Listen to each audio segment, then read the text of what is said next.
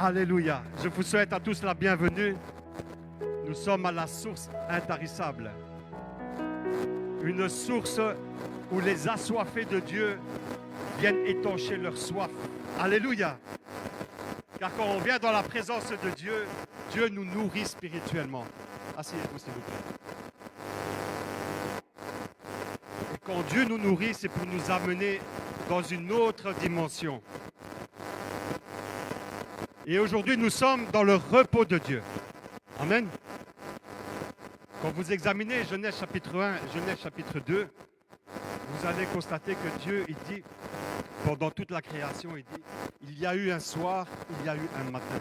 Amen. Et Dieu le répète à chaque fois qu'il a créé quelque chose. Il y a eu un soir, il y a eu un matin.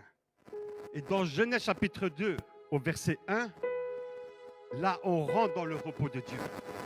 Et Dieu, qu'est-ce qu'il nous dit? Il a regardé tout ce qu'il a fait et puis il s'est reposé. Amen. Et là, il ne parle plus de commencement ni de fin. Qu'est-ce que Dieu veut nous enseigner? C'est que quand on s'approche de lui, c'est un repos éternel. Alléluia. Alléluia. Et c'est pour ça que quand on vient dans sa présence, on vient déposer tous nos fardeaux. Dans Matthieu chapitre 11 au verset 28, Jésus-Christ nous amène dans une autre dimension. Parce qu'il faut savoir que notre sabbat repose sur Dieu, sur Jésus, et pas sur Israël. Il faut bien comprendre ça. C'est pourquoi dans Matthieu chapitre 11 au verset 28, Jésus nous dit, vous tous qui êtes fatigués et chargés, venez à moi, je vous donnerai du repos. Amen. Et Jésus était le mieux placé pour nous donner ce repos. Je vais m'expliquer pourquoi. Parce que Dieu, à un moment donné, s'est fait homme. Amen. Et quand Dieu s'est fait homme à la personne de Jésus, il a ressenti exactement ce que tu ressens. C'est-à-dire qu'il a ressenti tes angoisses. Il a ressenti tes peurs. Il a ressenti quand tu étais trahi. Il a ressenti quand on t'a humilié.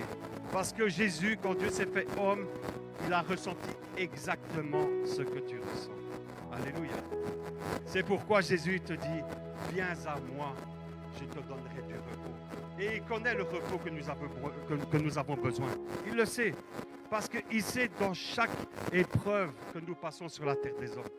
Il connaît exactement nos situations. Parce que Jésus, il a connu même pire que nous sur la terre des hommes. Il a connu pire parce qu'il a été à la croix. Sa chair a été arrachée de sa peau. Tout a été arraché de lui. Il a été nu à la croix.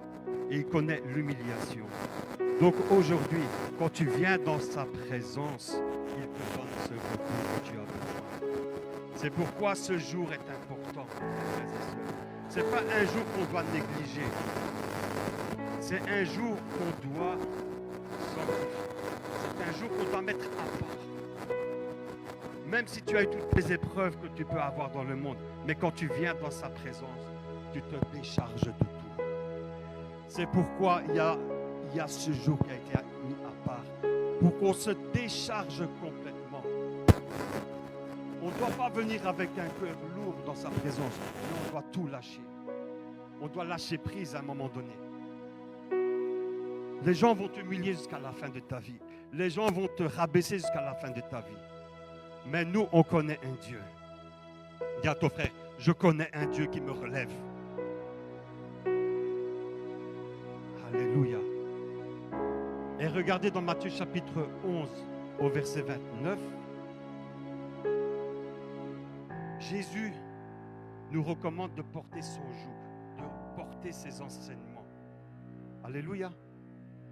Pour soulager notre âme, pour donner un repos à notre âme. Amen. Et c'est ça que Jésus veut. Qu'on soit complètement libéré pour pouvoir avoir les yeux de l'esprit.